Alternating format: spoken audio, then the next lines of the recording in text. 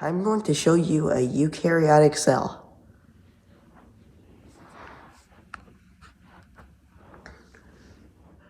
A eukaryotic cell is different from a prokaryotic cell in that a eukaryotic cell has membrane-bound organelles like this and this and this.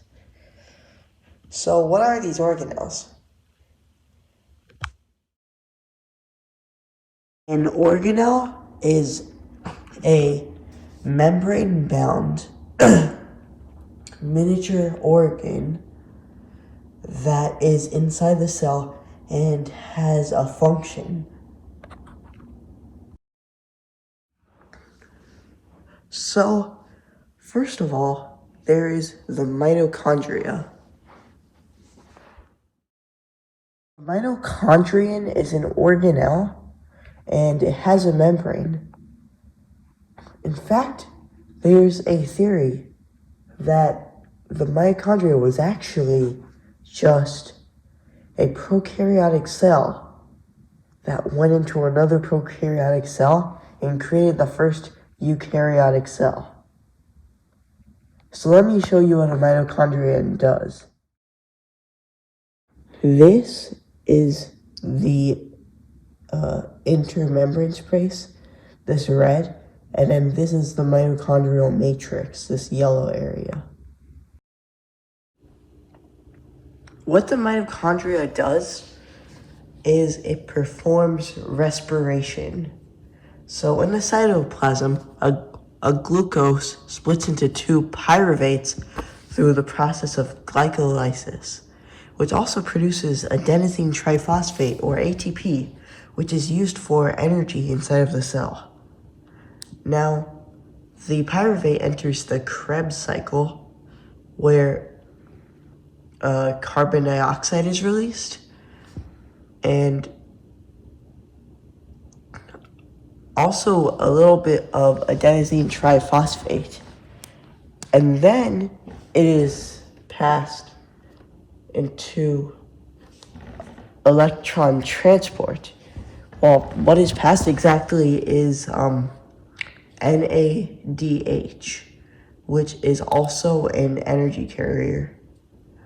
Now, the electron transport chain requires an oxygen as an acceptor for hydrogens and electrons. And that forms a water molecule, as you can see right here. And electron transport creates a lot of ATP energy. And it has around 32 ATP energy per NADH molecule that's entered into it.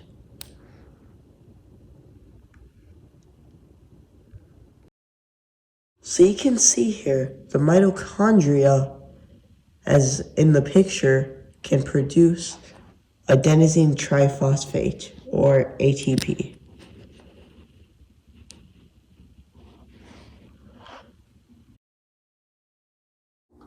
One of the parts of the cell is the cytoplasm. You might not see it, but it's this.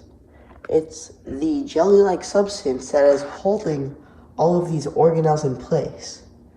And it's really important for maintaining the homeostasis of a cell. Next part of the cell is the cell membrane, which is this double phospholipid bilayer right here. Alright, this is what the cell membrane looks like zoomed in. You can see there's a bunch of circles.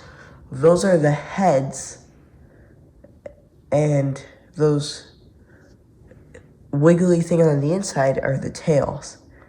Now, these are what you call phospholipids because the membrane is made of a lot of phospholipids, which is a head attached to two tails. The interesting thing about a phospholipid is that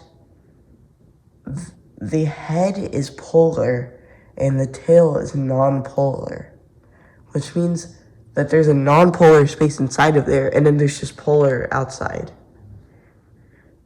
which is going to be useful in cell transport later on.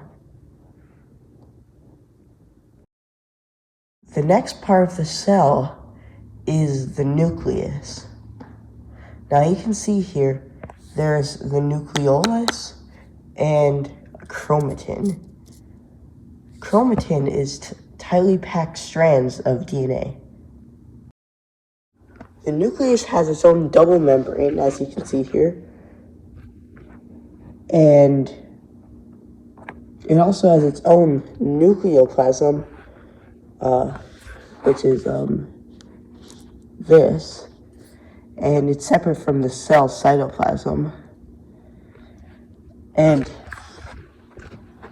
this round inner nucleus is the nucleolus.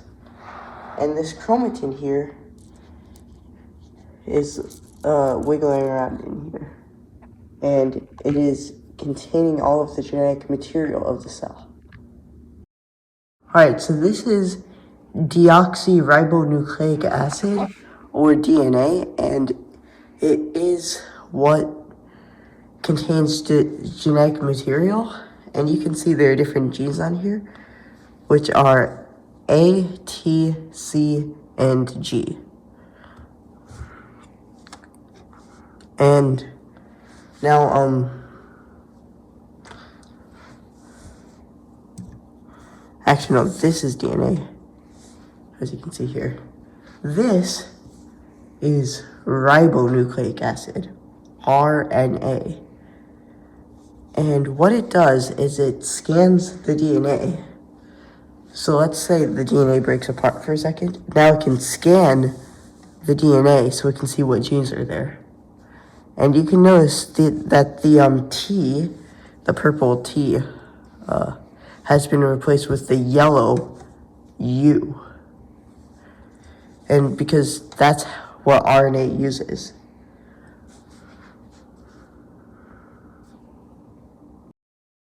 This is what you see if you zoom in on the chromatin.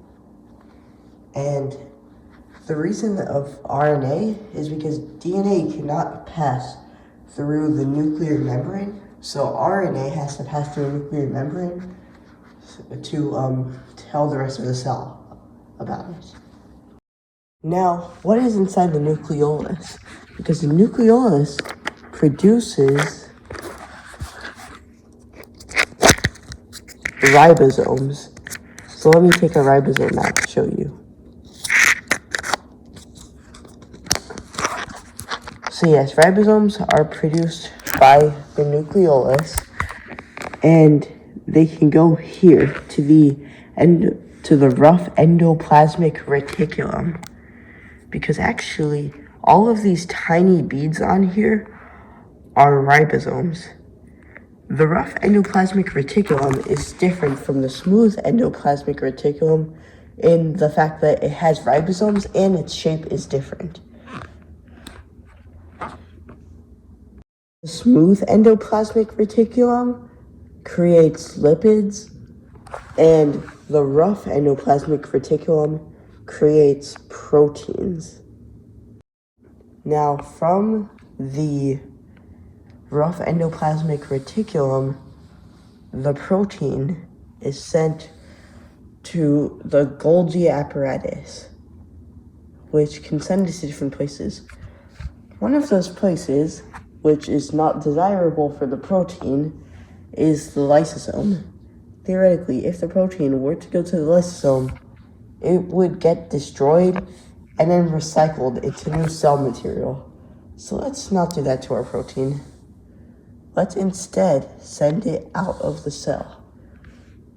This protein needs packaging, so it gets packaging from the Golgi apparatus. Here it is. So you can see that we have this vesicle now. That's what the storage container is called. And it has a protein inside of it. So how does it get out of the cell? This is really interesting. Watch this. So this membrane fuses with the cell membrane and becomes part of the cell entirely. And then the protein is free to go to the rest of the body. as you can see here. So this is known as exocytosis, and the reverse is endocytosis.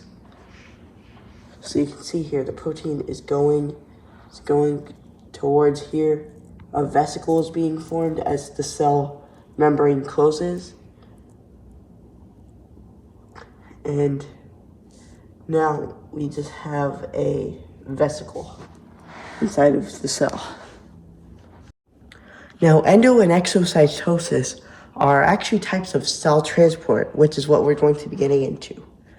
So let's say that we have a particle here, and you can see there's a lot of particles like it on this side, the outside, but not that many particles on the inside. So the concentration gradient would be going from high to low, so it would be going inside the cell.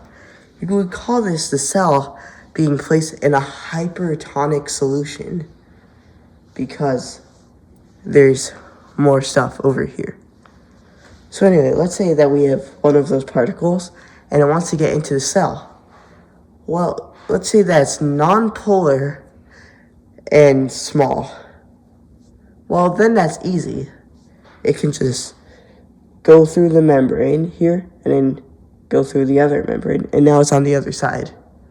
But let's say that it either was polar or it was larger. Then it could utilize a transport protein. Now, a transport protein is a protein that spans across the two membranes, and a particle could go through it like this. And now it's on the other side. But here's the tricky part. How does it go? How would a particle inside the cell at the low side go to the high side? That is what is called active transport. Before this, all we were doing was passive transport, which is going with the flow, easy. But now with active transport, we must go against the gradient and go all the way over here to this. This is a pump, and what it does is it utilizes the ATP that was created by the mitochondria. So you can see here the ATP can open the gate.